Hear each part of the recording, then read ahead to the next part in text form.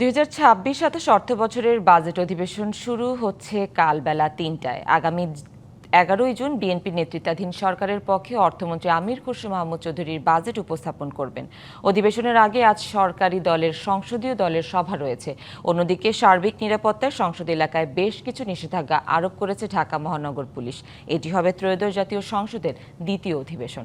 সাধারণত বাজেট অধিবেশন দীর্ঘ হয়। সংসদ সচিবালয়ের সূত্রে জানা গেছে, অধিবেশন শুরু হওয়ার আগে সংসদের কার্য উপদেষ্টা কমিটির বৈঠকে সংসদ কতদিন চলবে তা নির্ধারণ করা হবে।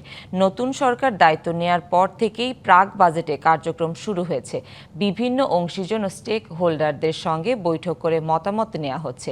এসব পরামর্শের ভিত্তিতেই চূড়ান্ত করা হবে বাজেটের আকার ও অগ্রাধিকার খাত।